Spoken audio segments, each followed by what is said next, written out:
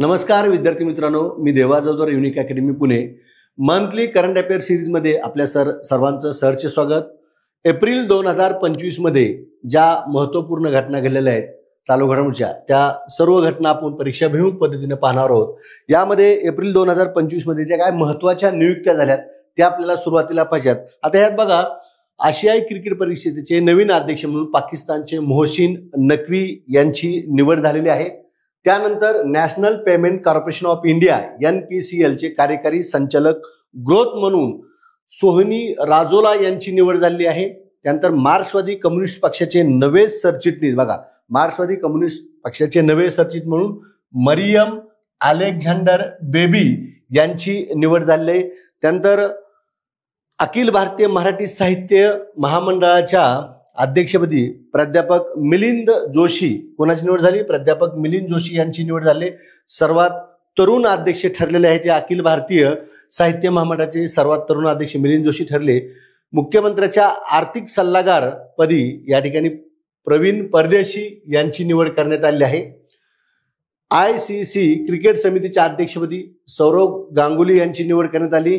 भारतीय कृषी संशोधन परिषद ICAR चे नवीन महासंचालक म्हणून डॉक्टर मांगीलाल जाट, कोणाची? मांगीलाल जाट यांची निवड करण्यात आली. त्यानंतर रिझर्व्ह बँकेच्या डेप्युटी गव्हर्नरपदी पूनम गुप्ता यांची निवड करण्यात आली. MPCच्या सदस्यपदी राधाकृष्ण गमे यांची निवड करण्यात आली. पेन्शन फंड नियामक आणि विकास प्राधिकरणचे नवनियुक्त अध्यक्ष म्हणून सुब्रमण्यम रमन यांची निवड करण्यात आली. आणि बॅडमिंटन वर्ल्ड फेडरेशनचे नवीन अध्यक्ष म्हणून खुनिंग पटमा लिवास्त्रुकुल यांची, हे थायलंडचे आहेत, यांची या ठिकाणी काय करण्यात आली? निवड करण्यात आली. या ठिकाणी एक लक्षात घ्या, एप्रिल 2025 मध्ये ज्या नियुक्त्या झाल्या त्या आपण पाहतोय. त्यात बघा, आता जम्मू काश्मीर आणि लडाख उच्च न्यायालयाचे नवनियुक्त मुख्य न्यायाधीश म्हणून अरुण पल्ली यांची निवड करण्यात आली. टाटा कन्सल्टन्सी सर्व्हिसेसच्या कार्यकारी संचालक अध्यक्ष CEO म्हणजे TCSच्या नवीन CEO म्हणून आरती सुब्रमण्यम यांची निवड करण्यात आली. आणि आरती सुब्रमण्यम TCSच्या पहिल्या महिला CEO आहेत, हे देखील या ठिकाणी नोंद करून घ्या. त्यानंतर भारतीय भारोत्तोलन महासंघ खेळाडू आयोगाची नवनियुक्त अध्यक्षा मीराबाई चानू आणि कॅनडाचे 24वे पंतप्रधान म्हणून मार्क कार्नी यांची निवड करण्यात आलेली आहे. त्यानंतर एप्रिल 2025 मध्ये सगळ्यात महत्वाचं या ठिकाणी एक लक्षात घ्या, कोणती आणखीन एक घटना घडलेली आहे. तर वैभव सूर्यवंशी हा 14 वर्षाचा खेळाडू, या ठिकाणी त्यांनी वय वर्ष 14 असताना किती चेंडूमध्ये 100 धावा पूर्ण केल्या? तर 35 चेंडूमध्ये. किती चेंडूमध्ये? फक्त 35 चेंडूमध्ये त्यांनी किती धावा पूर्ण केलेल्या आहेत? बघा, या ठिकाणी 35 चेंडूमध्ये 100 धावा पूर्ण केलेल्या आहेत. आता या 35 चेंडू 100 धावा पूर्ण केल्यामुळं काही रेकॉर्ड त्याच्या नावावर गेले. कोणते कोणते रेकॉर्ड नावावर गेले ते एक आपल्याला पाहिजे. हा एप्रिल 2025 मधला सगळ्यात चर्चेत असणारा खेळाडू. बघा, सध्या IPL चालू आहे. कितव्या क्रमांकाची? 18वी IPL चालू आहे. 28 एप्रिल 2025 रोजी हा कोणत्या संघाचा खेळाडू आहे? राजस्थान रॉयल्सचा आहे. 14 वर्षे वैभव सूर्यवंशीने जयपूर, या ठिकाणी जयपूरमध्ये सवाई मानसिंग स्टेडियम आहे, गुजरात टायटन्सच्या संघाविरुद्ध 35 चेंडूत विक्रमी 100 धावा केल्या. आता बघा, ह्या वाक्यामध्ये 3 ते 4 प्रश्न फॉर्मॅट होतात किंवा तयार होतात किंवा विचारले जाऊ शकतात. मिनी युवराज सिंग म्हणून, ज्युनियर युवराज सिंग म्हणून वैभव सूर्यवंशीला आता ओळखलं जाते. यापूर्वी युवराज सिंगनं 6 बॉलवर 6 षटकार मारले होते. मुलं त्यावेळेस त्या दरम्यान सगळं त्या युवराज सिंग बद्दलची माहिती करून गेले. आणि MPCने प्रश्न विचारताना युवराज सिंगनं 6 बॉलवर 6 षटकार कोणत्या मैदानावर मारले असं विचारले. आता सुद्धा काल वैभव सूर्यवंशी बाबतचा रेकॉर्ड 35 बॉलमध्ये 100 धावा सगळीकडे आणले, पण कोणत्या मैदानावर जर असं विचारलं तर जयपूरमधील सवाई मानसिंग स्टेडियमवर या ठिकाणी त्यांनी 35 चेंडू 100 धावा केल्या आहेत आणि कमी वयामध्ये 14 वर्ष वयामध्ये. आता वैभव सूर्यवंशी नावावर काय रेकॉर्ड झाले ते पाहणं गरजेचं. मग सगळ्यात महत्वाचं IPL मधील सर्वात वेगवान शतक काय म्हणले? IPL मधील सर्वात दुसरे वेगवान शतक. मग IPL मधील दुसरे वेगवान शतक. आता पहिले वेगवान शतक कोणी किती बॉलमध्ये केलं हे कमेंट बॉक्समध्ये तुम्ही टाकायचं. आता वैभव सूर्यवंशीचं रेकॉर्ड पहिले काय? IPL मधील दुसरे वेगवान शतक. तर पहिलं वेगवान शतक कोणाचं हे कमेंट बॉक्समध्ये टाका. त्यानंतर IPL मध्ये सर्वात जलद, बघा IPL मध्ये सर्वात जलद शतक ठोकणारा भारतीय खेळाडू, IPL मध्ये सर्वात जलद भारतीय खेळाडू तो पहिलाच या ठिकाणी ठरलाय, हे एक रेकॉर्ड आहे भारतीय शब्दाचं महत्वाचं आहे. त्यानंतर T20 क्रिकेटमध्ये सर्वात कमी वयाच्या, बघा काय म्हणले, सर्वात कमी वयाच्या 14 वर्षे 32 दिवस शतक ठोकणारा जगातला पहिलाच खेळाडू ठरलाय तो, बघा जगातला पहिलाच खेळाडू, हे एक रेकॉर्ड त्याचे नाव. त्यानंतर 17 चेंडूत अर्धशतक पूर्ण केलं त्यांनी, 11 षटकार आणि 7 चौकार या ठिकाणी मारलेले आहेत. वैभव सूर्यवंशी हा मूळचा कोणत्या राज्यातील आहे असा प्रश्न विचारला तो मूळचा बिहारचा आहे आणि राजस्थान रॉयल्सने त्याला 1.1 कोटीची बोली या ठिकाणी लावलेली होती. येणाऱ्या परीक्षेमध्ये माझा अंदाज आहे वैभव सूर्यवंशीवर जर प्रश्न विचारला तर या माहितीच्या बाहेर जाणार नाही, त्यामुळे व्यवस्थित ही माहिती बघून जायची. त्यानंतर एप्रिल 2025 मध्ये जे काही युद्ध सराव पार पडले, प्रत्येक महिन्यात कोणता ना कोणता युद्ध सराव पार पडत असतो आणि अलीकडल्या कालखंडातल्या परीक्षेत जर बघितलं युद्ध सरावावर परीक्षेला प्रश्न विचारला जातो. मग आता युद्ध सरावचे नाव, युद्ध सरावाचा क्रमांक, बघा काय कॉलम कसे, सरावाचे नाव, सरावाचा क्रमांक, कालावधी, कोठे पार पडला आणि कोणत्या 2 देशादरम्यान. बघा इंद्र नावाचा जो सराव आहे तो 14व्या क्रमांकाचा 28 मार्च 2 एप्रिल 2025 दरम्यान चेन्नई बंगालचा उपसागर या ठिकाणी पार पडला आणि भारत रशिया या 2 देशाच्या दरम्यान तो पार पडलेला आहे. इंद्र सराव भारत रशियाच्या दरम्यान. त्यानंतर टायगर ट्रायम्फ हा 4था युद्ध सराव 1 ते 13 एप्रिल 2025 विशाखापट्टणम आंध्र प्रदेश या ठिकाणी तो पार पडलेला आहे आणि कोणत्या 2 देशादरम्यान, भारत आणि अमेरिका. आपण हे जे युद्ध सराव पाहतो ते फक्त एप्रिल 2025 मधील पाहतोय. डस्टलिक हा युद्ध सराव 6व्या क्रमांकाचा 16 ते 28 एप्रिल 2025 पुणे या ठिकाणी तो पार पडलेला आहे आणि हा भारत उझबेकिस्तान या 2 देशाच्या दरम्यान पार पडला आहे. हा युद्ध सराव अतिशय महत्वाचा आहे, ह्याला मी IMP म्हणेन, हा व्यवस्थित पाठ करून जायचा, ह्याच्यावर प्रश्न विचारला जाऊ शकतो. त्यानंतर एक्सरसाइज डेझर्ट नावाचा 10व्या क्रमांकाचा युद्ध सराव 21 एप्रिल ते 8 मे 2025 या ठिकाणी UAE या ठिकाणी पार पडला आणि भारतीय वायुसेनेचा हा युद्ध सराव होता. त्यानंतर एकिमो नावाचा पहिला युद्ध सराव 10 ते 18 एप्रिल 2025 टांझानिया या देशामध्ये भारत आणि 10 आफ्रिकी देशामध्ये, भारत अमेरिका नाही बघा काय म्हणलंय, एकिमो पहिला 10 ते 18 एप्रिल टांझानिया या ठिकाणी भारत आणि 10 आफ्रिकन देश या देशामध्ये, भारत आणि 10 आफ्रिकन देश कोणते ते कमेंट बॉक्समध्ये तुम्ही टाका, 10 आफ्रिकन देश आणि भारतमध्ये एकिमो. त्यानंतर बालिकटान 40वा युद्ध सराव किती आहे तो 40वा एप्रिल 2025 मध्ये फिलिपाईन्स या ठिकाणी, फिलिपाईन्स अमेरिका आणि नव्याने यावर्षी ऍड झालेला कुठला देश आहे, जपान. म्हणजे या ठिकाणी लक्षात घ्या युद्ध सराव क्रमांक, कालावधी, कोठे पार पडला, कोणत्या देशादरम्यान पार पडला, हा भाग, हा चार्ट व्यवस्थित पाठ करून जाणं अपेक्षित आहे, याच्यावर प्रश्न विचारला जाऊ शकतो आपल्याला. त्यानंतर बघा एप्रिल 2025 मधील पहिल्या घटनावर एका दुसरा प्रश्न असतो. मी जानेवारी मधल्या पहिल्या घटना सेपरेट दिल्या होत्या, फेब्रुवारी मधल्या सेपरेट दिल्यात, मार्च मधल्या सेपरेट दिल्यात, आता एप्रिल मधल्या पण त्या महिन्याच्या व्हिडिओमध्ये मी सेपरेट देतोय. एका दुसरा प्रश्न याच्यावर विचारला जाऊ शकतो. मग बघा एप्रिल 2025 मधील पहिल्या घटनामध्ये देशातला पहिला AI जिल्हा कुठला ठरलेला आहे, सिंधुदुर्ग ठरला आहे. देशातला पहिला AI जिल्हा सिंधुदुर्ग.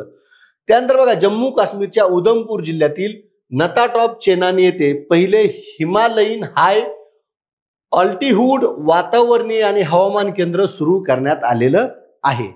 त्यानंतर जगातील पहिली स्पर्म रेस 25 एप्रिल 2025 रोजी हॉलिवूड पॅलेडियन अमेरिका येथे पार पडली. जगातील पहिली स्पर्म रेस, शुक्राणूची रेस कुठे पार पडली, अमेरिका येथे पार पडली. त्यानंतर चीनने जगातील पहिली व्यावसायिक 10 गिगा, बघा काय म्हणले, 10 गिगाबिट प्रति सेकंद ब्रॉडबँड नेटवर्क सुरू केले. कुठल्या देशाने सुरू केलं, चीनने सुरू केले.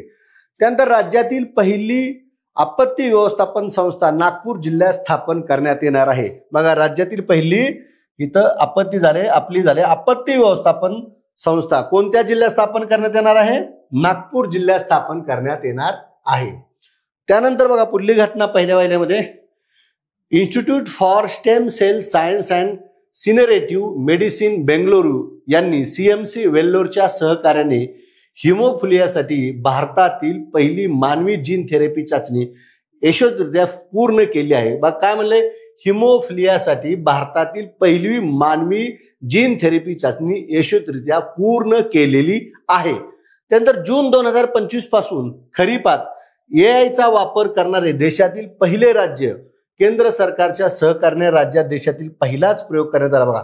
खरीप पिकाच्या वेळेस याचा वापर कोण करणार आहे? महाराष्ट्र शासन करणार आहे, महाराष्ट्र राज्य करणार आहे आणि महाराष्ट्र हे देशातील पहिलंच राज्य ठरलेलं आहे. त्यानंतर दिल्लीच्या स्टार्टअप डायटोमिक लाईफने जगातील पहिली ऑक्सिजन टॅबलेट लॉन्च केली. ऑक्सिजन टॅबलेट कोणी लॉन्च केली बघा? दिल्लीच्या स्टार्टअप डायटोमिक लाईफने जगातील पहिली ऑक्सिजन टॅबलेट, काय म्हणले? जगातील पहिली ऑक्सिजन टॅबलेट लॉन्च केली आहे. त्यानंतर देशातील पहिली 3 कोच मेट्रो दिल्ली येथे सुरू होणार आहे. कुठे सुरू होणार आहे? दिल्ली येथे सुरू होणार आहे. त्यानंतर बघा, देशातील पहिले सहकार विद्यापीठ गुजरातमध्ये स्थापन करण्यात येणार आहे आणि या विद्यापीठाला त्रिभुवन सहकार विद्यापीठ असे नाव देण्यात आलेलं आहे. भारत 2026 मध्ये आंध्र प्रदेशातील प्रोजेक्ट वर्षा अंतर्गत INS वर्षा नावाचा पहिला समर्पित अणुपाणबुडी तळ सुरू करणार आहे. त्यानंतर नवा अभ्यासक्रम संपूर्ण राज्यात लागू करण्यासाठी प्रत्येक विद्यापीठाच्या अभ्यास मंडळाची मान्यता घ्यावी लागते. आता ही अभ्यास मंडळाची मान्यता जी काय घ्यावी लागते, ही प्रक्रिया कशी असते? वेळखाऊ असते. त्यामुळे आता उच्च व तंत्र शिक्षण विभागाने ई बोर्ड ऑफ स्टडीज ही नवी यंत्रणा आणली आहे. कोणती यंत्रणा आणली? ई बोर्ड ऑफ स्टडीज ही नवी यंत्रणा आणली.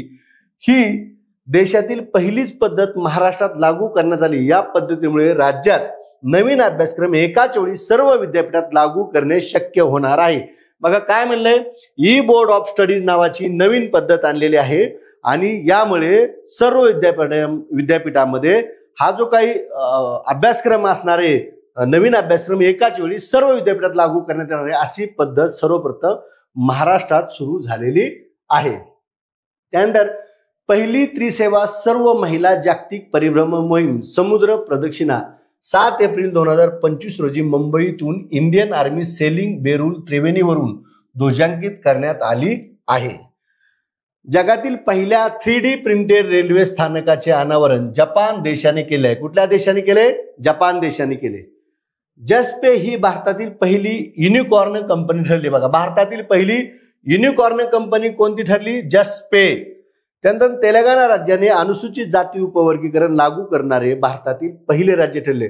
बघा, अनुसूचित जाती वर्गीय उपवर्गीकरण लागू करणारे भारतातलं पहिलं राज्य कुठलं ठरलं? तेलंगणा ठरलेलं आहे. छत्तीसगडने भारताच्या पहिल्या गॅलियम नायट्राइड आधारित सेमी कंडक्टर प्रकल्पाची पायाभरणी केली आहे. कोणत्या राज्याने? छत्तीसगडने. त्यानंतर भारतामध्ये एकूण डिजिटल साक्षरता साध्य करणारे पहिले राज्य कुठलं ठरलं?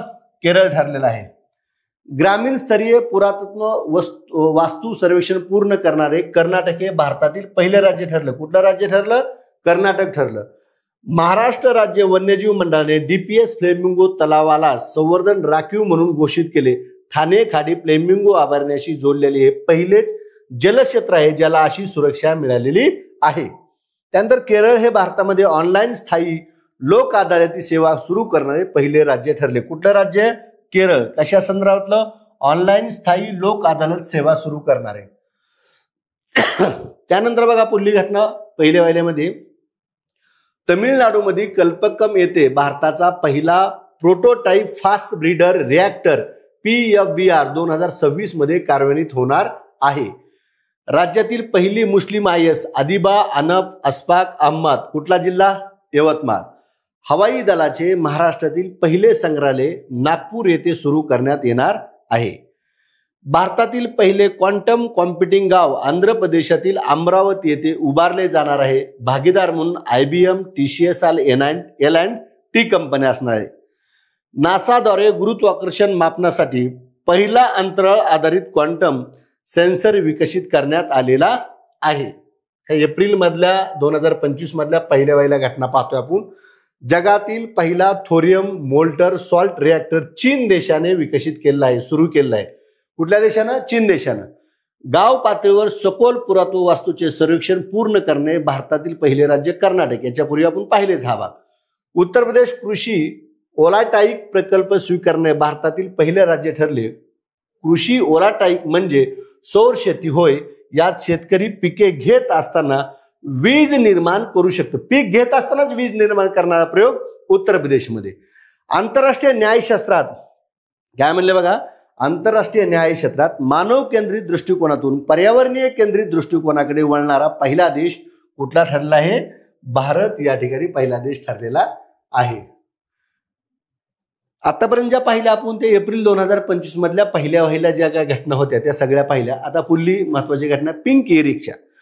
बघा आता या ठिकाणी महाराष्ट्राचा अर्थसंकल्प सादर करत असताना महाराष्ट्राचे अर्थमंत्री वित्तमंत्री अजितदादा पवार यांनी या पिंक या ई रिक्षा संदर्भात घोषणा केली होती.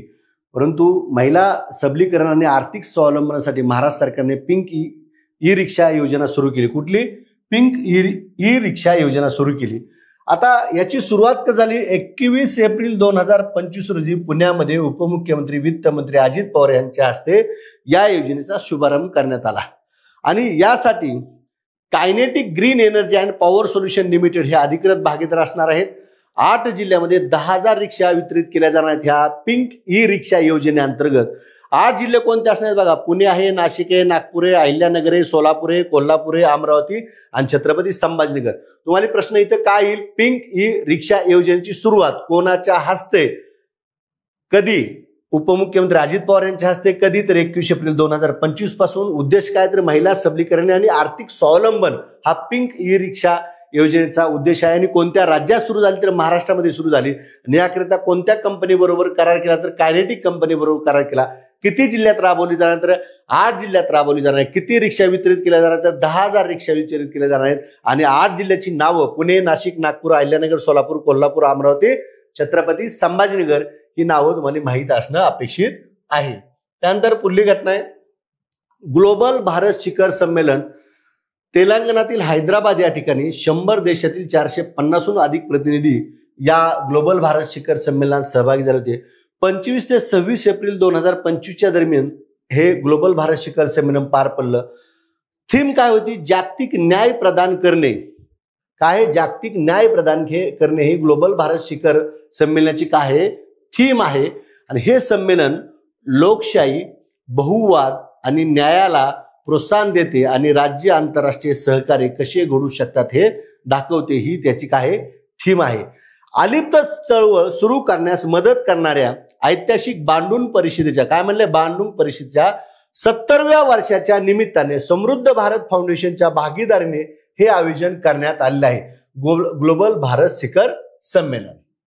त्यानंतर युनेस्कोच्या memory of the world register 2025 मध्ये भारतातील भगवद्गीता आणि नाट्यशास्त्र या 2 ग्रंथाच्या हस्तलिखितांचा युनेस्कोच्या memory of the world register मध्ये समावेश करण्यात आला आहे. कशाचा?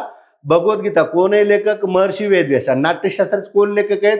भरत मुनी लेखक आहेत. या 2 ऐतिहासिक ग्रंथाचा युनेस्कोच्या memory of the world register मध्ये समावेश करण्यात आला आहे. जवळजवळ 2025 मध्ये 74 दस्तावेजाचा समावेश करण्यात आला आहे. 74 मध्ये 2 कुठले आहेत? भगवद्गीता आणि नाट्यशास्त्र भारतातील आहेत. टोटल 74 आहेत.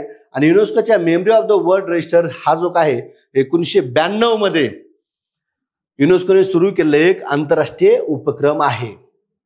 त्यानंतर बघा ही आता UNESCO memory of the world काय आहे? ही एक आंतरराष्ट्रीय नोंदवही आहे ज्यामध्ये जगभरातील ऐतिहासिक, सांस्कृतिक, सामाजिक महत्व असलेले ऐतिहासिक दस्तावेज, हस्तलिखिते, दुर्मिळ पुस्तके, छायाचित्र, चित्रपट, ऑडिओ रेकॉर्डिंग इत्यादीचा समावेश असणारं हे UNESCO memory of the world register आहे. आणि याच्यामध्ये यावर्षी भारतातील 2 हस्तलिखितचा समावेश करण्यात आला आहे. भारतातील आतापर्यंत 14 नोंदी, किती? 14 नोंदी युनेस्कोच्या रजिस्टरमध्ये समाविष्ट करण्यात आलेल्या आहेत. त्यानंतर सर्वोच्च न्यायालयाचे सर्वोच्च आदेश. बघा आता सर्वोच्च न्यायालयानं राज्यपालाला काही सूचना केलेल्या आहेत. त्यात विधानसभेमध्ये मंजूर झालेले विधेयक राज्यपाल रोखू शकत नाही असा सर्वोच्च निर्वाळा, सर्वोच्च निकाल सर्वोच्च न्याय कोणी दिलेला आहे? सर्वोच्च न्यायालयाने दिलेला आहे. आणि कोणाला टोचलेले कान? राज्यपालाचे. आणि या खंडपीठाचे प्रमुख कोण होते? जे.बी. पारडीवाला. ही 2 नावं लक्षात ठेवा. जे.बी. पारडीवाला, न्यायाधीश जे.बी. पारडीवाला आणि न्यायाधीश आर. महादेवन यांच्या खंडपीठाने तमिळनाडूचे राज्यपाल एन. रवी यांना फटकारले. बघा तमिळनाडूच्या राज्यपाल जे काही एन. रवी आहेत यांनी तमिळनाडूच्या विधानसभेत जे काही 10 विधेयकं पास झाली होती ती काय केली होती? रोखून धरली होती. आणि त्या संदर्भात तमिळनाडू सरकार कोर्टात गेलं होतं. आणि त्यावेळेस सर्वोच्च न्यायालयाने आदेश दिला की विधानसभेमध्ये मंजूर झालेली विधेयक राज्यपाल रोखू शकत नाही असा ऐतिहासिक निकाल दिला. आणि कोणत्या खंडपीठाने दिला तर नाव पाहिजे. जे.बी. पार्टीवाला हे एक नाव आहे, आर महादेवन हे एक नाव आहे.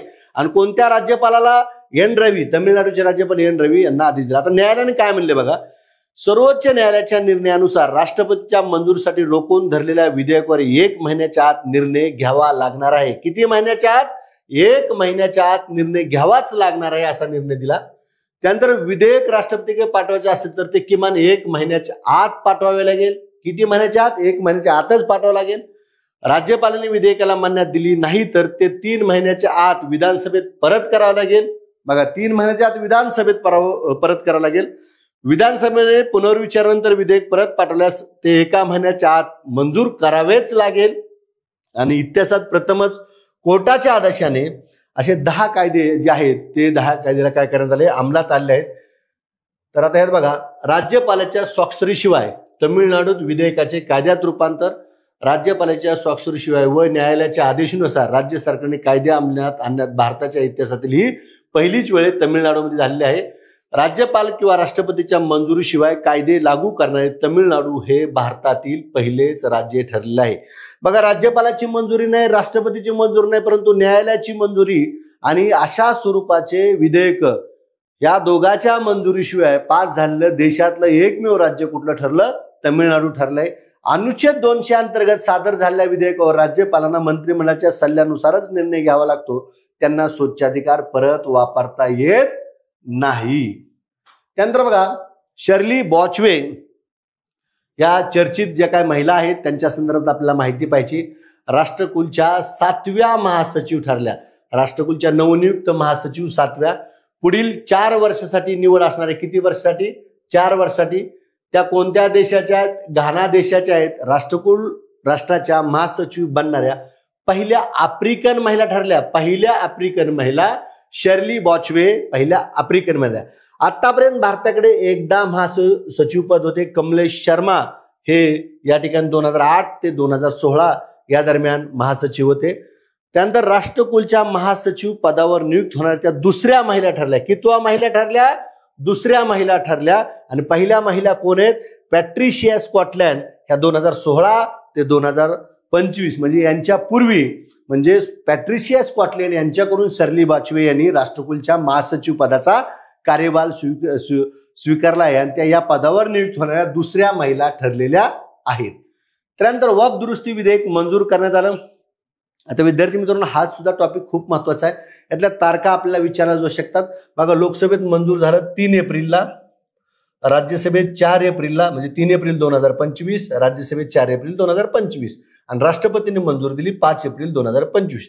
या 3 तारखा लक्षात ठेवा. लोकसभेत मंजूर 3 एप्रिल 2025 288 विरुद्ध 232 मतानं, राज्यसभेत 128 विरुद्ध 95 मतानं आणि राष्ट्रपतींनी मंजुरी दिली 5 एप्रिल 2025ला. आता सुधारित विधेयकाचं नाव काय? आता वप विधेयक आपण म्हणतो, पण त्याचं ऍक्च्युअल नाही काय बघा, unified Waqf management empowerment efficiency and development हे वप विधेयकाचं सुधारित नाव आहे. Unified Waqf management empowerment efficiency and development अशा स्वरूपाचं नाव आहे. आता बघा, हे विधेयक मंजूर झाल्यामुळं काय बदल होणार आहे याच्यामध्ये हे आपल्याला पाहिजे. बघा, वप ट्रायब्युनलचा निर्णय अंतिम नसेल, काय म्हणले? अंतिम नसेल, हा एक बदल झाला आहे. त्या निर्णयाला दिवाणी न्यायालय, उच्च न्यायालय आणि सर्वोच्च न्यायालयात आव्हान देता येणार आहे. पूर्वी देता येत नव्हतं, तो निर्णय अंतिम होता, परंतु आता आव्हान देता येणार आहे. त्यानंतर वप ट्रायब्युनलच्या निर्णयाविरोधात 90 दिवसाच्या आत उच्च न्यायालयात अपील करता येणार आहे. किती दिवसाच्या आत? 90 दिवसाच्या आत अपील करता येणार आहे. त्यानंतर केवळ दान म्हणून मिळालेल्या जमिनी वपच्या संपत्तीत समाविष्ट होतील. काय म्हणले? केवळ दान म्हणून मिळालेल्या जमिनी वपच्या संपत्तीत समाविष्ट होतील आणि वपच्या सर्व संपत्तीची नोंद एका पोर्टलवर केली जाणार आहे. हे विधेयक पास झाल्यामुळे, वप दुरुस्ती विधेयक पास झाल्यामुळे जे काय बदल होणार आहे ते तुमच्या समोर इथे दिले आहेत. हे माहीत असणं गरजेचे. अॅनालिटिकल स्वरूपात, विश्लेषण स्वरूपात जर प्रश्न आला तर हा भाग अतिशय उपयुक्त असणार आहे. त्यानंतर केवळ एखादी जागा नमाजसाठी वापरली जाते म्हणून तिथे वपचा दावा ग्राह्य धरला जाणार नाही, हा एक बदल झालेला आहे. आदिवासी क्षेत्रातील जमिनीवर वप बोर्ड आपला दावा करू शकणार नाही, हा एक बदल झालेला आहे. आता वप बोर्ड म्हणजे काय बघा, अल्लाह आणि इस्लामच्या नावावर धर्मादाय हेतून दान केलेली संपत्ती म्हणजे वप वफ हा अरबी शब्द आहे. वफ मालमत्तेचे व्यवस्थापन करते ही कायदेशीर संस्था आहे. काय म्हणलंय बघा, ही कायदेशीर संस्था आहे. 1954 मध्ये याची स्थापना करण्यात आली होती. कधी स्थापना करण्यात आली होती? 1954 मध्ये स्थापना करण्यात आली होती. त्यानंतर वित्तीय आरोग्य निर्देशांक 2025 जो नीती आयोगाद्वारे प्रसारित करण्यात आला आहे, जाहीर करण्यात आलेला आहे, त्या नीती आयोगाचा जो काही वित्तीय आरोग्य निर्देशांक आहे त्याबद्दल आपल्याला पाहायचंय. बघा, भारताच्या जीडीपी, लोकसंख्याशास्त्र, एकूण सार्वजनिक खर्च, महसूल आणि एकूण वित्तीय स्थिरतामध्ये योगदानाच्या बाबतीत भारतीय अर्थव्यवस्थेला चालना देणाऱ्या 18 प्रमुख राज्याचा समावेश आहे. किती राज्याचा समावेश आहे? 18 प्रमुख राज्याचा समावेश. आता वित्तीय आरोग्य निर्देशांकानुसार प्रथम क्रमांक ओडिसा राज्याला मिळाला आहे, 67.8 गुण आहेत. द्वितीय क्रमांक छत्तीसगडला मिळाला, 52.2 गुण आहेत. तिसरा क्रमांक, तृतीय क्रमांक गोव्याला मिळाला आहे, 53.6 गुण आहेत. आणि महाराष्ट्र 6व्या क्रमांकावर आहे, 50.3 गुणामध्ये. इथं तुम्हाला प्रश्न येईल, वित्तीय आरोग्य निर्देशांक 2025 नुसार महाराष्ट्र देशात कितव्या क्रमांकावर आहे? 6व्या क्रमांकावर. आणि महाराष्ट्राला गुण किती? 50.3 गुण आहेत. आणि पहिल्या क्रमांकावर ओडिसा, दुसऱ्या क्रमांकावर छत्तीसगड आणि तिसऱ्या क्रमांकावर गोवा राज्य आहे. त्यानंतर महत्वाची परिषद आहे इंटर पार्लमेंटरी युनियन परिषद आहे. ही परिषद 5 ते 9 एप्रिल 2025 दरम्यान तास्कंद, उझबेकिस्तान या ठिकाणी पार पडली. भारतीय संसदीय प्रतिनिधी मंडळ यामध्ये सहभागी झाले होतं आणि त्यातर्फे आपल्या लोकसभेचे अध्यक्ष ओम बिर्ला सहभागी झाले होते. परिषद ही 150व्या क्रमांकाची, कितव्या क्रमांकाची? शतकोत्तर सुवर्ण महोत्सव 150व्या क्रमांकाची परिषद आहे. आणि परिषदेचा विषय काय? सामाजिक विकास आणि न्यायासाठी संसदीय कृती. सामाजिक विकासासाठी आणि न्यायासाठी संसदीय कृती असणारी परिषद, इंटर पार्लमेंटरी युनियन परिषद, उझबेकिस्तान तास्कंद या ठिकाणी एप्रिल 2025 मध्ये पार पडली आणि भारतातर्फे ओम बिर्ला सहभागी होते. आता आयपीओ बद्दल बघा, द इंटर पार्लमेंटरी युनियन अशी ही आयपीओ परिषद आहे. 30 जून 1891 ला स्थापना झाली. राष्ट्रीय संसदेची जागतिक संस्था आहे. 181 सदस्य देश आहेत. सहयोगी सदस्य 15 आहेत. मुख्यालय जिनिव्हा, स्वित्झर्लंड या ठिकाणी आहे. आणि घोषवाक्य काय? लोकशाहीसाठी आणि सर्वांसाठी, असं ह्या आयपीओचं घोषवाक्य आहे. संसदीय संवादाद्वारे पॅशी लोकशाही, मानवाधिकार आणि शाश्वत विकासासाठी कार्य करते. संस्थापक कोण आहेत बघा आयपीओचे? फेडरिक पॅशी, विल्यम रँडल क्रेमल फ्रान्सचे.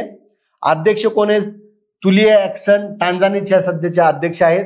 आणि भारताला 2दा या परिषदेचं अध्यक्षपद मिळाले. अतिशय महत्वाचा मुद्दा आहे हा.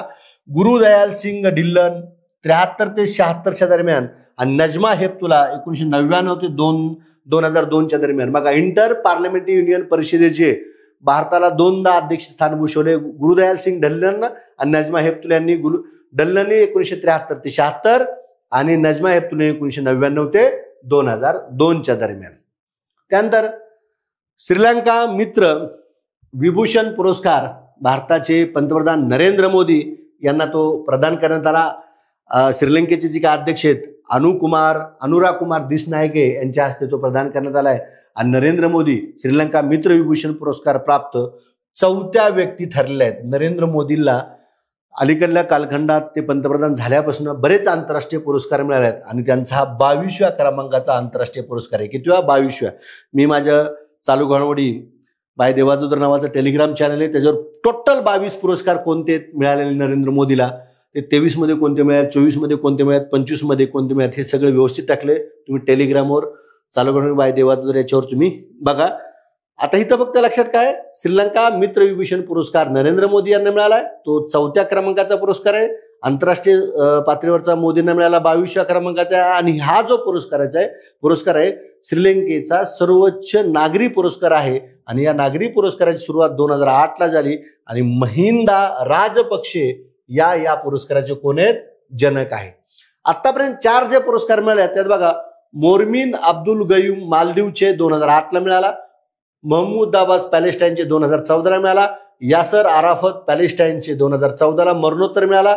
आणि नरेंद्र मोदी भारताचे 2025 ला मिळाला. आतापर्यंत किती व्यक्तींना मिळाला? 4च व्यक्तींना हा पुरस्कार मिळालेला आहे. हा पुरस्कार प्राप्त नरेंद्र मोदी हे पहिलेच भारतीय ठरलेत. किती भारतीय ठरले? पहिलेच भारतीय ठरलेत. श्रीलंका मित्र विभूषण पुरस्कारात बौद्ध वारसाचे प्रतीक असलेल्या धर्मचक्र असलेले रौप्य पदक असते, त्याचं स्वरूप काय असतं ते त्या ठिकाणी उल्लेख केलेला आहे. त्यानंतर बघा, सीला गौडा अमेरिकेच्या डिओ सेंटर तर्फे दिला जाणारा सॅम गेलियम अवॉर्ड 2025 प्राप्त. आता बघा, सीला गौडा ही न्यूज आपण का पाहतोय किंवा त्यांच्याबद्दल ही माहिती का पाहतोय, त्याच्या मागचं कारण आहे अमेरिकेच्या डिआ सेंटर तर्फे दिलेला सॅम गिलियम अवॉर्ड 2025 त्यांना प्राप्त झालाय. आणि हा पुरस्कार पाहतो त्या पहिल्या भारतीय ठरल्या आहेत. काय म्हणलंय? पहिल्या भारतीय. या पुरस्काराचं स्वरूप आहे $75,000, 64,10,000. पुरस्काराची सुरुवात झाली 2024ला. पहिला पुरस्कार मिळाला इब्राहिम महाम्मा घाना देशाचे, त्यांना तो मिळाला. सीला गौडाचं कार्य काय बघा, मूळच्या त्या कर्नाटकमधील आहेत. मांडव शिल्प प्रकारात काम करणारा दृश्य कलावंत. बघा काय म्हणलंय, मांडव शिल्प प्रकारात काम करणारा दृश्य कलावंत. Drawing space contemporary Indian drawing हे त्यांचे पुस्तक देखील गाजलेले. सीला गौडा सॅम गिलियम अवॉर्ड 2025 प्राप्त पहिल्या भारतीय महिला ठरल्यात, त्यामुळे यावर प्रश्न विचारला जाईल. त्यानंतर शिवछत्रपती राज्य क्रीडा जीवन गौरव पुरस्कार 2023-24 जवळजवळ 89 व्यक्तींना हे वेगवेगळ्या स्वरूपाचे पुरस्कार देण्यात आले. परंतु यामध्ये सगळ्यात महत्वाचा जो पुरस्कार असतो जीवन गौरव असतो. या 89 पुरस्काराची नावं मी टेलिग्रामला टाकले, ती बघून घ्या. पण यात सगळ्यात महत्वाचं काय तर जीवन गौरव पुरस्कार आहे. आणि हा जीवन गौरव पुरस्कार स्वरूप 5 लाख रुपये. याची सुरुवात 2001ला झाली. आणि यावेळेस सगळ्यात आगळं वेगळं वैशिष्ट्य काय तर शकुंतला खटावकर या पहिल्या महिला ठरल्यात की त्यांना शिवछत्रपती राज्य क्रीडा जीवन गौरव, काय म्हणलं इथं, राज्य क्रीडा जीवन गौरव पुरस्कार कोणाला मिळाला, शकुंतला खटावकर यांना मिळाला. आणि त्या पहिल्याच महिला ठरल्या आहेत. त्यामुळे येणाऱ्या परीक्षेमध्ये मी 100% सांगतो तुम्हाला शकुंतला खटावकर यांच्यावर प्रश्न विचारला जाईलच. आणि या शकुंतला खटावकर कोणत्या खेळाशी संबंधित तर कबड्डी खेळाशी संबंधित आहेत. 1979 ते 82च्या कालावधीत 106 राष्ट्रीय कबड्डी लढती खेळण्याचा त्यांनी विक्रम केलेला आहे. तब्बल 8 वेळा महाराष्ट्रातील राष्ट्रीय स्पर्धेत त्यांनी विजेतेपद पटकावले. महाराष्ट्र राज्य आणि पुणे जिल्हा कबड्डी संघटनेच्या त्या उपाध्यक्ष होत्या. आणि 1978 साली त्यांना अर्जुन पुरस्कार देखील प्राप्त झालेला आहे. शिवछत्रपती राज्य क्रीडा जीवन गौरव पुरस्कार प्राप्त पहिल्या महिला शकुंतला खटावकर. अतिशय महत्वाची माहिती, व्यवस्थित या टॉपिकवरचं पाठ करूनच जायचं. त्यानंतर राष्ट्रीय पंचायत राज पुरस्कार जो आहे, यामध्ये दरवर्षी आपला जो पंचायत राज दिन आहे 24 एप्रिलला या पुरस्काराचं वितरण केलं जातं. या वर्षीचं वितरण बिहार राज्यात पार पडलं. पहिल्या क्रमांकाच्या पुरस्काराला 1 कोटी रुपये, दुसऱ्या क्रमांकाला 75 लाख रुपये, तिसऱ्या क्रमांकाला 50 लाख रुपये दिले जातात. आणि आता यामध्ये बघा, हवामान कृती विशेष पंचायत राज पुरस्कार प्रथम क्रमांक डवा यस ग्रामपंचायत जिल्हा गोंदिया महाराष्ट्रातील. बघा या ठिकाणी आपल्यासाठी अभिमानाची गोष्ट आहे, राष्ट्रीय पंचायत राज पुरस्कारामध्ये महाराष्ट्रातील ग्रामपंचायतीला मान मिळालाय. डवा यस नावाची ग्रामपंचायत आहे गोंदिया जिल्ह्यातली महाराष्ट्रातील, तिला हवामान कृती विशेष पंचायत राज पुरस्कारामध्ये प्रथम क्रमांक पुरस्कार मिळालेला आहे.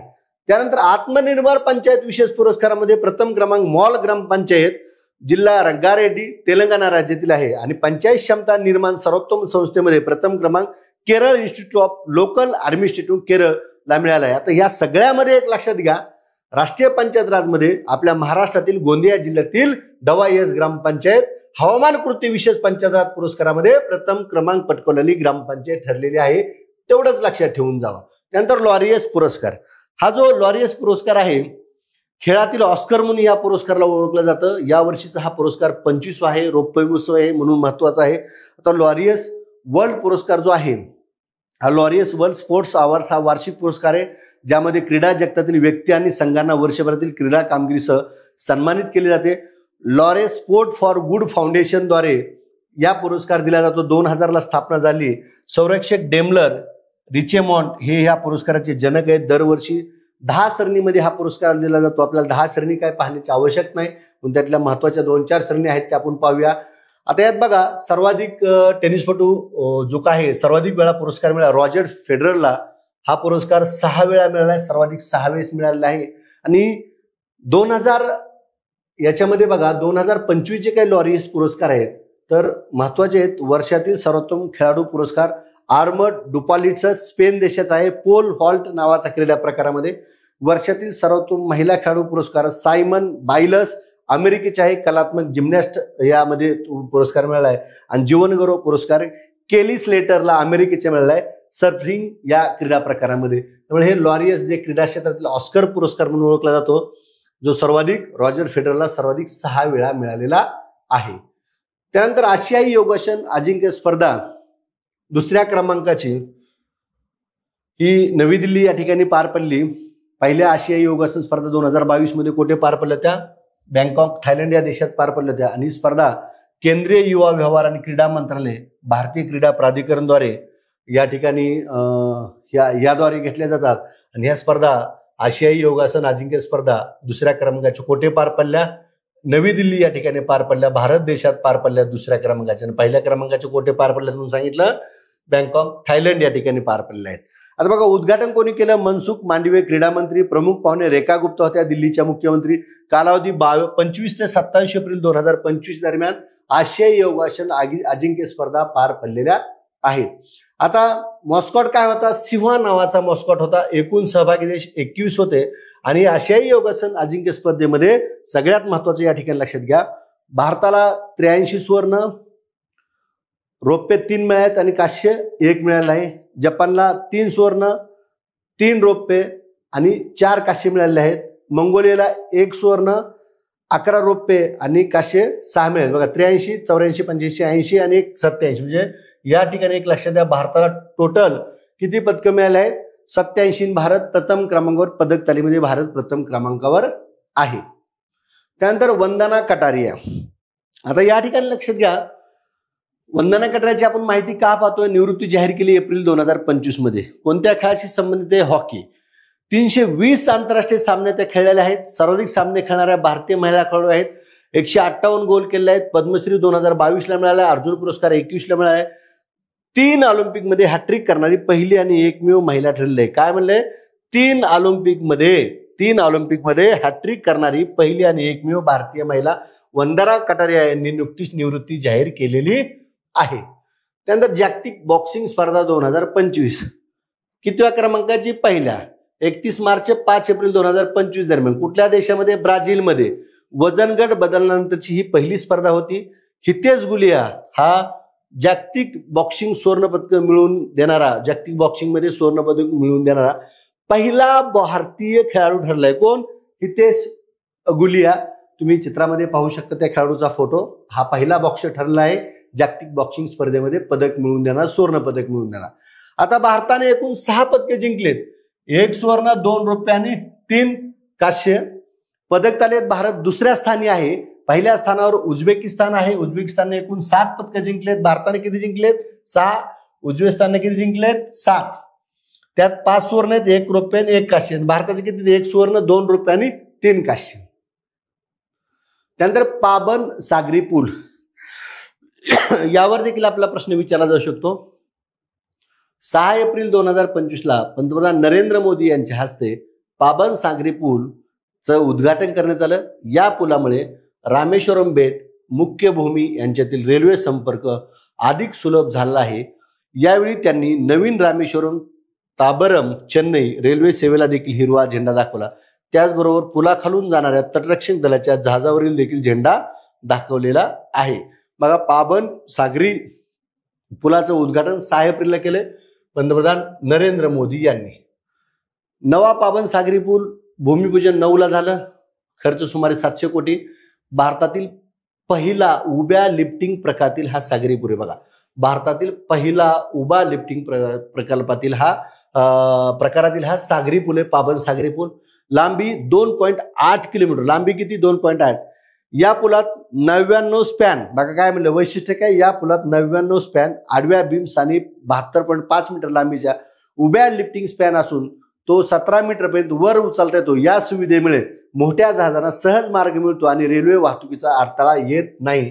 हा असा पाबन सागरी पूल जो आहे, हा पाबन सागरी पूल तमिळनाडूतील रामेश्वर बोटला रेल्वे मार्गाने जोडणारा पाबन सागरी पूल आहे. कुठल्या राज्यात आहे? तमिळनाडू राज्य. तुम्हाला साधा प्रश्न येईल, पाबन सागरी पूल कोणत्या राज्यात आहे? तर कुठल्या राज्यात आहे? तमिळनाडू या राज्यात आहे. देशातील पहिला व्हर्टिकल सी लिफ्ट, वरच्या दिशेने उचलला जाणार, म्हणजे व्हर्टिकल सी लिफ्ट म्हणजे काय? वरच्या दिशेने उचलला जाणारा हा पूल ठरलाय. या स्पॅनच्या ठिकाणी पूल 17 मीटर पर्यंत वर उचलता येईल, रामेश्वरम ते मंडपम या ठिकाणाला तो जोडतो. कशाला जोडतो? कोणत्या दोन मार्गाला? रामेश्वरम ते मंडपम या दोन मार्गाला जोडतो.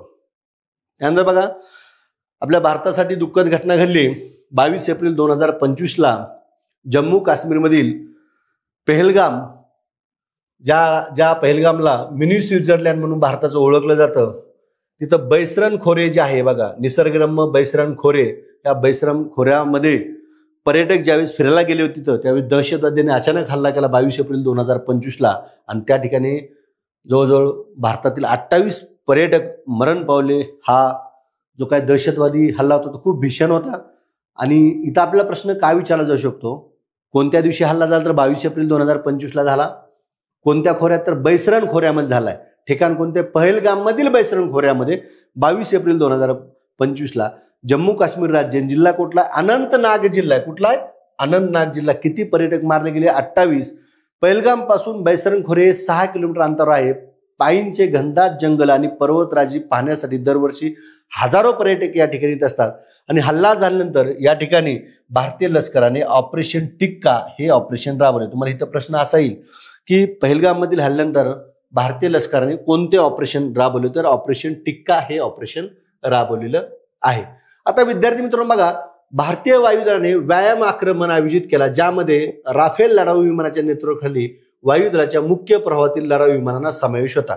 त्याच दरम्यान त्या ठिकाणी व्यायाम आक्रमण देखील वायुदलाने आयोजित केलं होतं. पहलगाम येथील दहशतवादी हल्ल्याची जबाबदारी TRF ही संघटना जी लष्कर-ए तोयबाची आहे, लष्कर-ए तोयबाची संघटना, ज्या लष्कर-ए तोयबानेच तयार केली TRF, पाकिस्तानातील दहशतवादी शेख सज्जाद गुल हा संघटनेचा म्होरक्या आहे. ही संघटना 2019 मध्ये अस्तित्वात आली. कोणत्या संघटनेने जबाबदारी घेतली आहे हल्ल्याची? तर TRF या संघटनेनं जबाबदारी घेतलेली आहे. त्यानंतर बघा, हा हल्ला झाल्यानंतर भारताने असे कडक निर्णय घेतले. त्यातला पहिला निर्णय होता सिंधू जल कराराला आता स्थगिती देण्यात येणार आहे. सिंधू जल करार काय आपल्याला पाहायचं आहे. वाघा अटारी चेक पोस्ट बंद होणार आहे. पाकिस्तान नागरिकांना भारताचा ठिया मिळणार नाही यापुढे आणि पाकिस्तानी नागरिकांना 48 तासात भारत सोडून जावं लागणार, असे महत्वपूर्ण निर्णय नरेंद्र मोदी सरकारनं हल्ल्यानंतर घेतले. आता सिंधू वाटप करार, इथे काय म्हणले? सिंधू जल कराराला स्थगिती देण्यात आली. मग आता सिंधू वाटप करार काय बघा, 19 सप्टेंबर 1960ला जागतिक बँकेच्या मदतीनं पंडित नेहरू आणि आयुब खान यांच्यात करार करण्यात आला. काय म्हणले बघा, 19 सप्टेंबर 1960ला जागतिक बँकेच्या मदतीनं पंडित नेहरू आणि आयुब खान यांच्यात करार करण्यात आला आणि हा करार भारत आणि पाकिस्तान या दोन देशांमध्ये झाला. आणि यानुसार सिंधू आणि तिच्या उपनद्यांमधील पाणी वाटपाचे, काय म्हणले? पाणी वाटप. सिंधू करार काय आहे? पाणी वाटपाचा करार आहे भारत आणि पाकिस्तान मधला. मग त्यानुसार पश्चिम वाहिनी नद्या कोणत्या आहेत? सिंधू आहे, झेलम आणि चिनाब आहे. या नद्याचं पाणी कोणाला मिळणार? पाकिस्तानला मिळणार. बघा, पश्चिम वाहिनी नद्या कोणत्या आहेत? सिंधू, झेलम आणि चिनाब.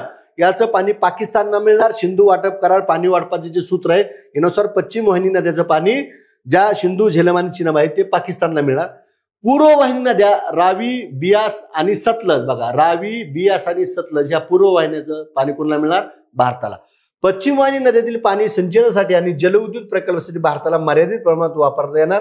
या कारणानुसार दोन्ही देशांना या नद्यांमधील पाणी वापराची आकडेवारी परस्परांना द्यावी लागते. 80% पाणी पाकिस्तानला जाते आणि 20% पाणी भारताला जाते. अशा स्वरूपाचा हा सिंधू करार आहे.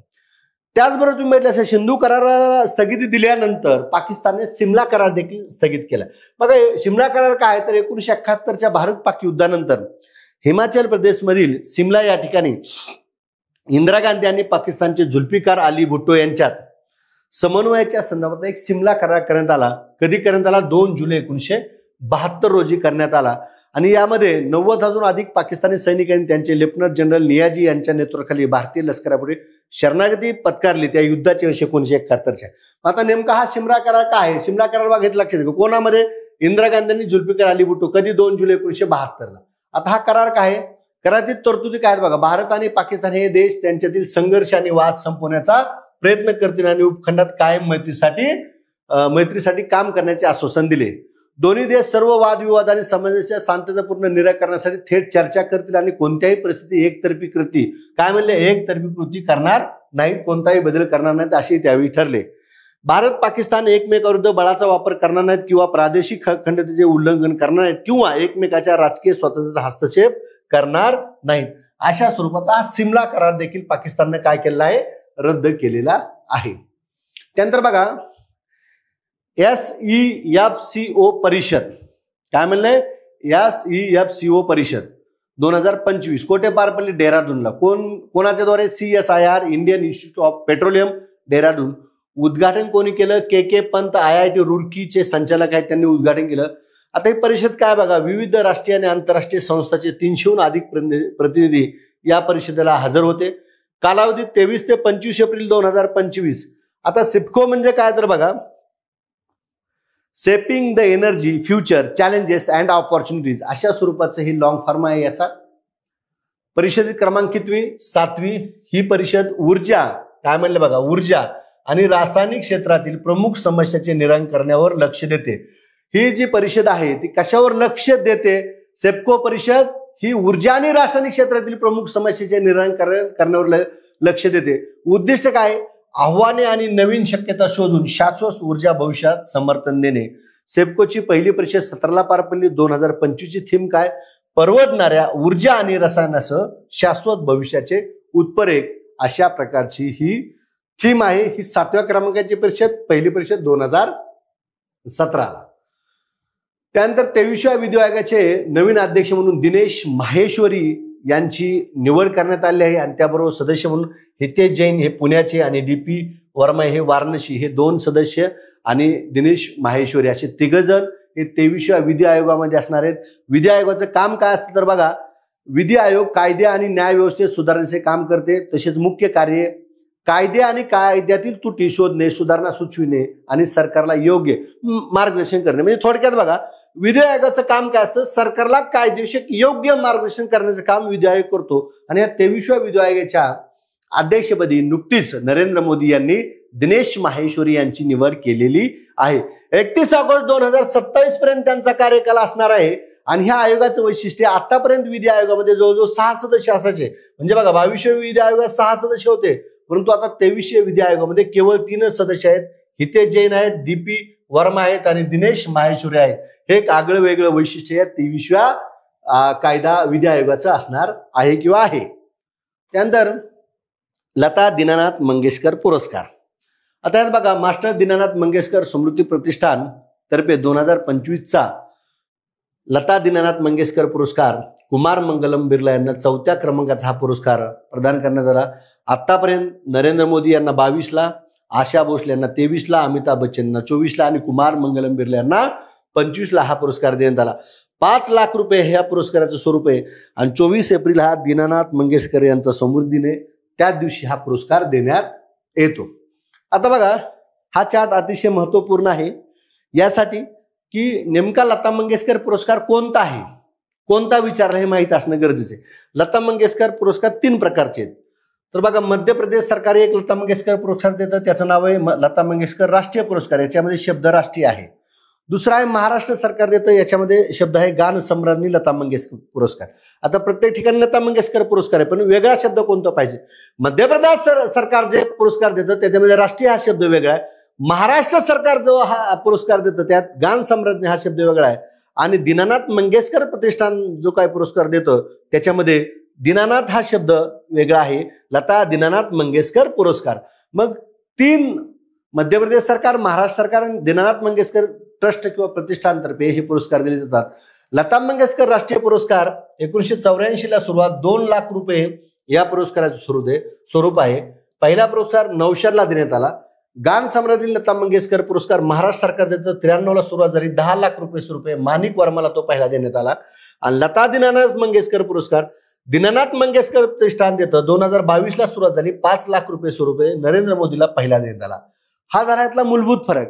आता लेटेस्ट पुरस्कार लता मंगेशकर राष्ट्रीय पुरस्कार 25 मध्ये देण्यात आल्यात, ते 22 आणि 23चे. 22चा उत्तम सिंह कोण आहेत, 22चे उत्तम सिंह आणि 23चे कोण, KS चित्रा.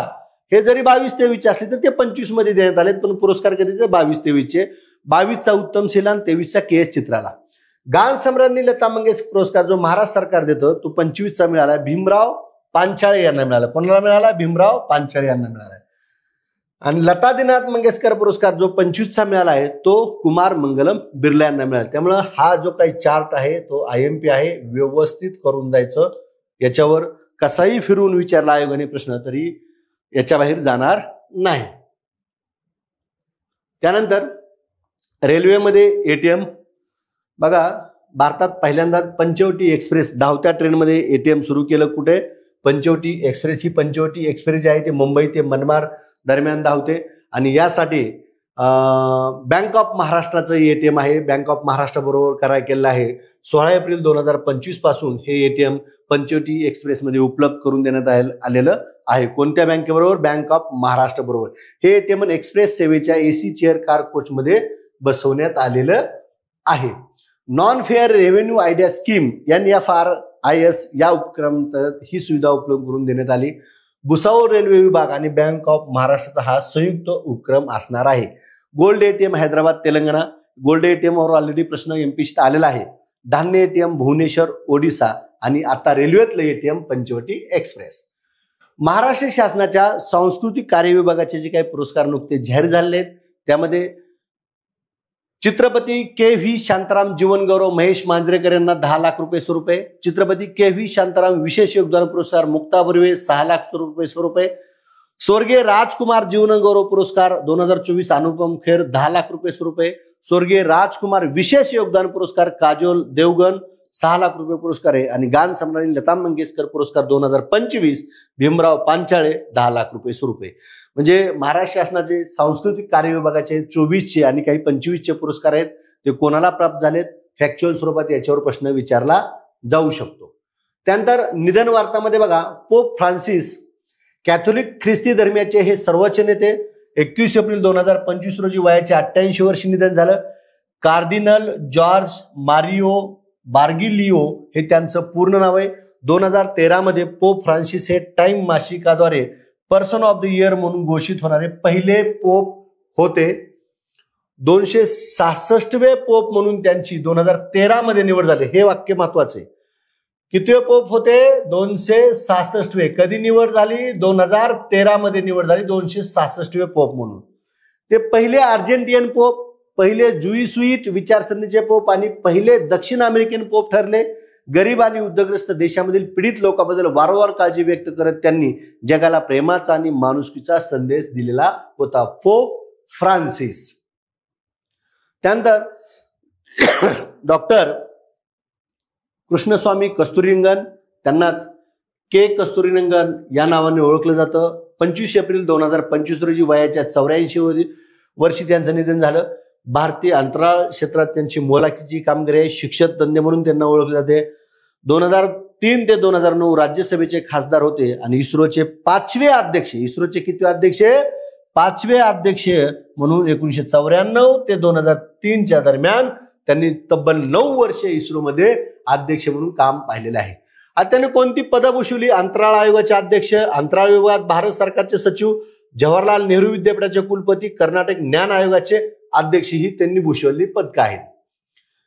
इस्रोमध्ये असताना त्यांच्या कार्यकाळात काय निर्णय झाले बघा. भास्कर 1 आणि 2 या भारताच्या पहिल्या 2 प्रायोगिक पृथ्वी निरीक्षण उपग्रहाचे ते संचालक होते. भारताच्या पहिल्या रिमोट सेन्सिंग उपग्रहाच्या IRS फर्स्ट एकूण दिग्दर्शनाची जबाबदारी त्यांची होती. इस्रोचे प्रमुख म्हणून कस्तुरंग यांच्या कार्यकाळात ध्रुवीय उपग्रह प्रक्षेपण वाहन PSLVचे प्रक्षेपित केले. कस्तुरंग यांच्या नेतृत्वाखाली GSLVची पहिली यशस्वी चाचणी झाली. GSLVची देखील चाचणी झाली आणि चांद्रयान 1 ची पायाभरणी देखील त्यांच्या नेतृत्वात झालेली आहे. ते कोणत्या समितीचे प्रमुख होते बघा. राष्ट्रीय शिक्षण धोरण 2020च्या मसुदा समितीचे ते अध्यक्ष होते.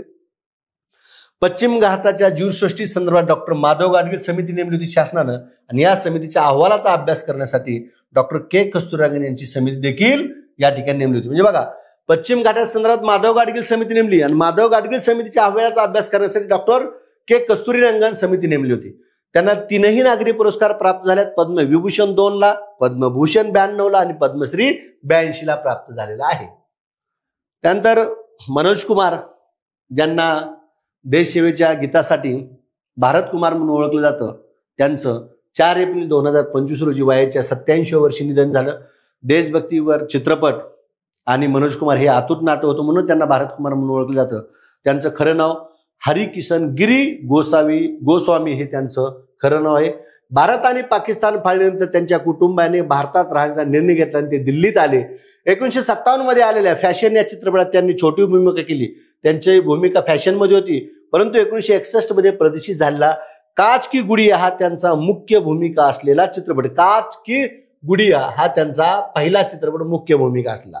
माजी पंतप्रधान लाल बहादूर शास्त्री यांच्या सूचनेवरून त्यांनी उपकार हा सिनेमा चित्रपट केला, त्याचं दिग्दर्शन देखील केलं आणि या चित्रपटातील मेरे देश की धरती हे गाणं प्रचंड गाजलं. देशभक्तीपर गाणं आहे आणि ते आजही देशभक्तीपर गाणं भारतामध्ये तुम्ही बघा अग्रेसर आहे. मेरे देश की धरती. त्यांचे गाजलेले चित्रपट रोटी आहे, कपडा आणि मकान आहे, हरियाली और रास्ता आहे, ओ कौन थी, हिमालय की गोद में, उपकार, दो बदन, पत्थर के सनम, पूरब और पश्चिम आणि क्रांती. 1995 मध्ये प्रदर्शित झालेला मैदान ए जंग हा त्यांचा शेवटचा चित्रपट ठरला. मैदान ए जंग. त्यांना पद्मश्री 1992ला, दादासाहेब फाळके पुरस्कार 2015ला, जो चित्रपट सृष्टीतील सर्वोच्च पुरस्कार म्हणून ओळखला जातो. 47व्या क्रमांकाचा 2015ला मनोज कुमार यांना दादासाहेब फाळके पुरस्कार मिळाला आणि 9 वेळा त्यांना फिल्मफेअर पुरस्कार देखील मिळालेला आहे. एप्रिल 2025 मध्ये परीक्षेला जाता जाता या क्षेत्रामध्ये ज्या महत्वपूर्ण घटना त्या आपल्या पाहिजे आहे.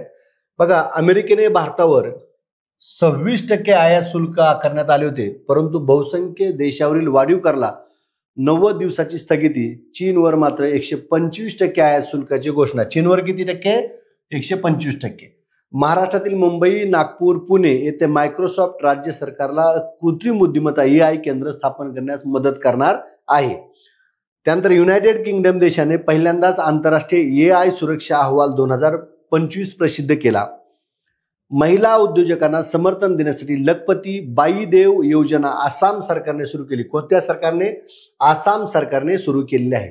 त्यानंतर द चर्न या पुस्तकाचे लेखक विजय दर्डा 2025च्या तंत्रज्ञान आणि नवोन्मेष अहवाल भारत 170 देशामध्ये कितव्या क्रमांकावर आहे? भारताचा क्रमांक 36व्या क्रमांकावर आहे. स्वदेशी विकसित हंसा प्रशिक्षक, बघा हंसा 3 प्रशिक्षक विमानाला वैमानिक परवाने मिळवण्यासाठी प्रशिक्षणासाठी मान्यता मिळाली आहे. आता हे विमान खाजगी उद्योगाद्वारे भारतात तयार केले जाईल. हंसा 3 हे भारताचे पहिले स्वदेशी फ्लाइंग प्रशिक्षक विमान आहे. हे CSIR national aerospace laboratories Bangalore यांनी डिझाईन केलेलं आहे. बघा, भारताचं पहिले स्वदेशी फ्लाइंग प्रशिक्षक विमान कुठलं? हंसा 3. त्यानंतर पुढली घटना, परीक्षेला जाता जाता मध्ये 1 लाखापेक्षा अधिक लोकसंख्या असलेल्या शहरामध्ये ई-बाईक सुरू करण्यास राज्य मंत्रिमंडळाने परवानगी दिली. कर्नाटक नंतर ही सेवा महाराष्ट्रात सुरू होत आहे. केंद्र सरकारच्या आयुष्यमान भारत प्रधानमंत्री जन आरोग्य योजनेत सामील होणारे 35वे ठिकाण कुठलं ठरलं? दिल्ली. संयुक्त राष्ट्र संघाने 2025-27 या कालावधीत भारताची ISAR international standards of the accounting and reporting या संस्थेवर निवड केलेली आहे. केंद्रीय मंत्रिमंडळाच्या संरक्षण विषयक समितीच्या झालेल्या बैठकीत 26 राफेल मरीन लढाऊ विमानाच्या खरेदी व्यवहारास मंजुरी देण्यात आली. फ्रान्सकडून घेतल्या जाणाऱ्या विमानासाठी सरकारला 63,000 खर्च करावे लागणार आहेत. त्यानंतर बांगलादेश देशाने नासाच्या आर्टिमिस करारावर 8 एप्रिल 2025 रोजी स्वाक्षरी केली. स्वाक्षरी करणारा बांगलादेश 54वा देश ठरला.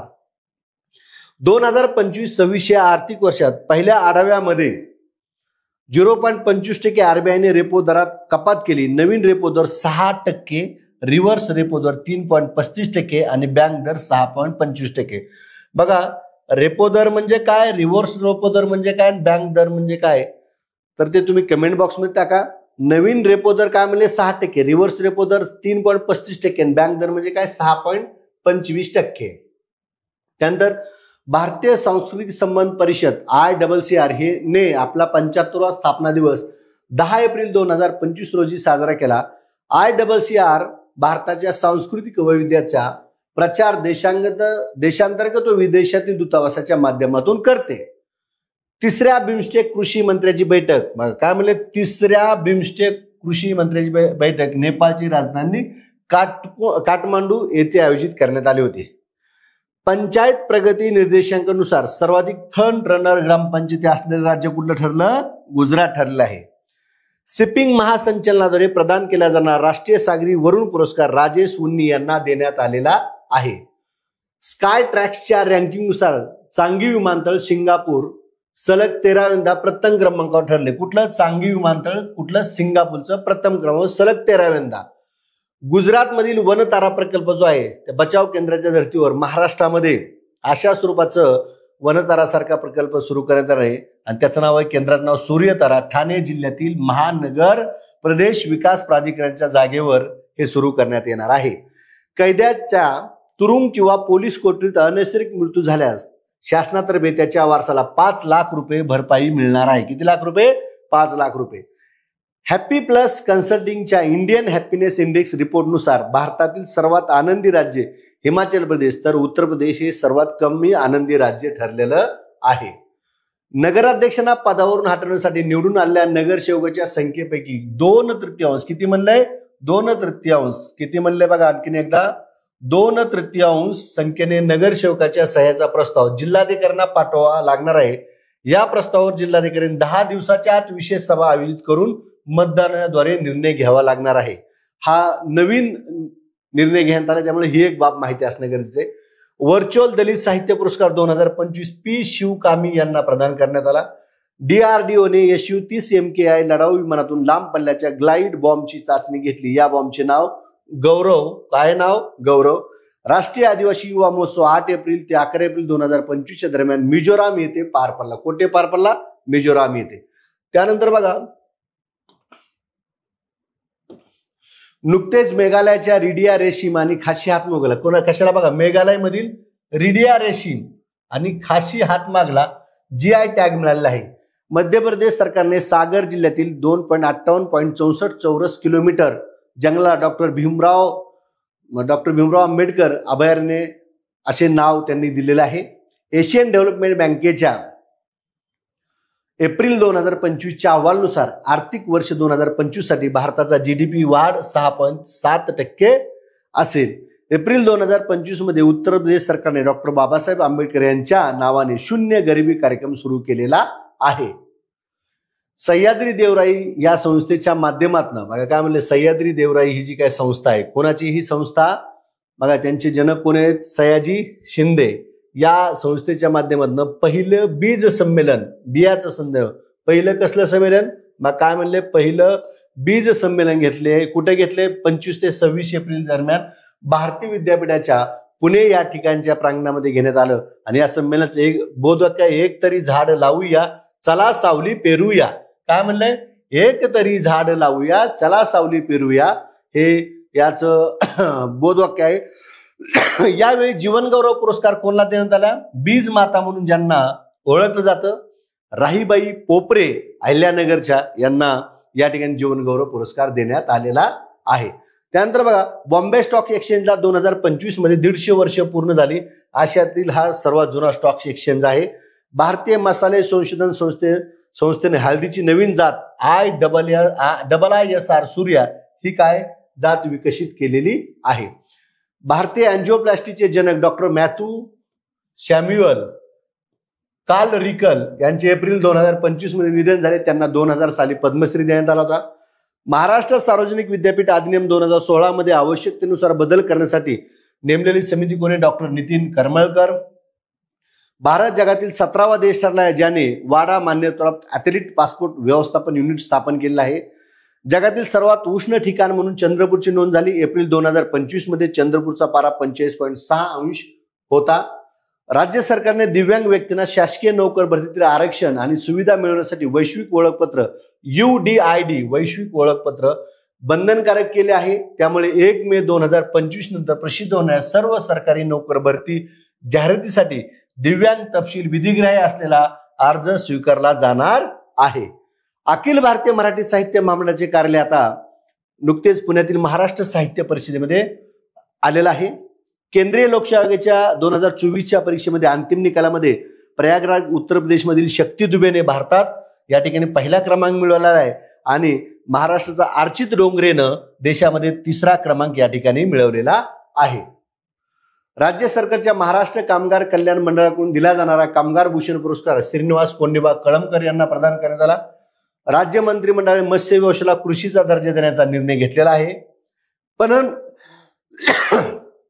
पणन संचालनालयाकडून जाहीर करण्यात आलेल्या कामगिरीमध्ये राज्यात हिंगणघाट वर्धा बाजार समितीने प्रथम क्रमांक मिळवलेला आहे. भारतीय गोलंदाज जसप्रीत बुमराह आणि स्टार फलंदाज स्मृती मानधना यांना प्रतिष्ठित मासिक विस्डेनचा क्रिकेटर सलमान खानने वर्ष 2024 साठी जगातील आघाडीचे क्रिकेटर म्हणून निवडलेलं आहे. जसप्रीत बुमराह आणि स्मृती मानधना. महाराष्ट्र शासनाने राष्ट्रीय शैक्षणिक धोरणाच्या अंमलबजावणीसाठी महाज्ञानदीप पोर्टल सुरू केले. कुठलं? महाज्ञानदीप हे पोर्टल सुरू केले.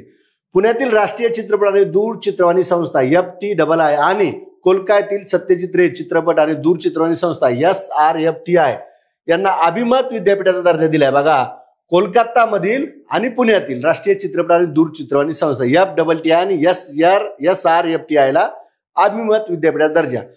मुंबईतील पहिले आंतरराष्ट्रीय क्रूज टर्मिनल सुरू करण्यात आले मुंबईमध्ये. द्वारे मुंबई बंदर प्राधिकरण. खर्च 556 कोटी. मारिया लूज कॅनॉक्युरी मोरायारी यांना मारानो नदीच्या संरक्षणासाठी 2025चा गोल्ड मॅन पर्यावरण पुरस्कार प्रदान करण्यात आलेला आहे.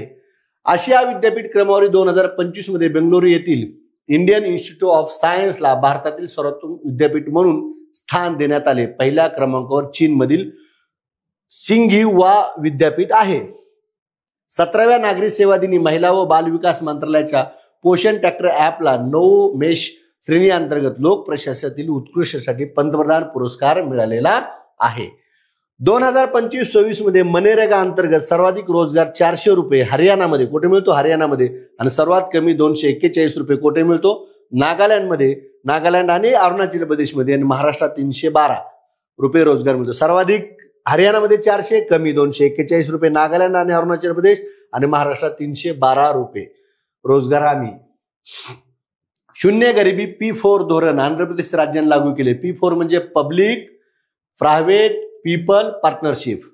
अमरावती येथे एअर इंडियाचे 180 प्रवेश क्षमतेचे वैमानिक प्रशिक्षण केंद्र कुठे? अमरावती येथे. हे आशियातील सर्वात मोठे पायलट प्रशिक्षण केंद्र असणार आहे महाराष्ट्र. तमिळनाडूमध्ये केंद्र राज्य संबंधाची पुनर्वलोकनासाठी कुरियन जोसेफ समिती नेमण्यात आली. ई-शहद हे ॲप जम्मू काश्मीरने लॉन्च केले आहे. भारताचा पहिला उपग्रह आर्यभट्ट 19 एप्रिल 1975 रोजी रशियातून अवकाशात झेपावला. या घटनेला 2025 मध्ये 50 वर्षीय सुवर्ण महोत्सव. अमेरिका आणि भारत यांच्यातील व्यापाराने आर्थिक वर्ष 2024-25 मध्ये 131.84 अब्ज डॉलरवर गेले असून सलग 4थ्या वर्षी अमेरिका भारताचा सर्वात मोठा व्यापारी भागीदार देश ठरला. 127.7 अब्ज डॉलरच्या व्यापारासह चीन भारताचा दुसरा सर्वात मोठा व्यापारी भागीदार देश राहिलेला आहे. WHO द्वारे 24 ते 30 एप्रिल 2025 दरम्यान जागतिक लसीकरण सप्ताह साजरा करण्यात आला. 2025 थीम सर्वांसाठी लसीकरण मानवते शक्य आहे. पायल कपाड याला चित्रपटसृष्टीतील योगदानाबद्दल Officer of the Order of the Arts and Letters हा फ्रेंच पुरस्कार प्रदान करण्यात आला. All We Imagine as Light या चित्रपटासाठी त्यांना हा पुरस्कार मिळाला. कुठला चित्रपट? All We Imagine as Light या चित्रपटासाठी त्यांना हा पुरस्कार मिळालेला आहे. त्यानंतर सिमिलीपाल. बघा काय म्हणले? सिमिलीपाल ओडिसा राज्यात हे भारतातील 107वे राष्ट्रीय उद्यान ठरले. ओडिसातील दुसरे ठरले. पहिले भितरकनिका होते आणि आता भारतातील 107वे कुठलं ठरलं? सिम्मी पाल ओडिसा. महाराष्ट्र लोकसेवा हक्क आयोगाचे ब्रँड अँबॅसेडर शंकर महादेवन आणि सोनाली कुलकर्णी. छत्तीसगडमधील कुरेगुट्टेच्या घनदाट जंगलाने वेढलेल्या पहाडावर माओवाद्याविरुद्ध ऑपरेशन गरुड राबविण्यात आले. कृत्रिम बुद्धिमत्तेत महिलांना सक्षम करण्यासाठी AI किरण हा उपक्रम सुरू करण्यात आला. अमेरिकेचे उपराष्ट्रपती JD व्हेन्स हे पहिल्यांदा भारताच्या अधिकृत भेटीवर 4 दिवसाचे आले होते. 21 ते 24 एप्रिल 2025 दरम्यान ते भारत भेटीवर आले. त्यांनी दिल्ली, जयपूर आणि आग्रा येथे भेट दिल्या. स्टेट बँक ऑफ इंडिया SBIच्या ग्राहक मित्र हा उपक्रम सुरू केला. उद्देश काय आहे? शाखामधील गर्दी कमी करण्याने डिजिटल बँकिंगला प्रोत्साहन देणे. इथं प्रश्न येईल, ग्राहक मित्र हा उपक्रम कोणत्या बँकेने सुरू केला? तर SBIने. कोनोरू हॅम्पू बुद्धिबळने, कोनोरू हॅम्पू कुठल्या खेळाशी? बुद्धिबळ. या कोनोरू हॅम्पूने 2025 ची पुणे फिडे महिला ग्रँड प्रिक्स जिंकले.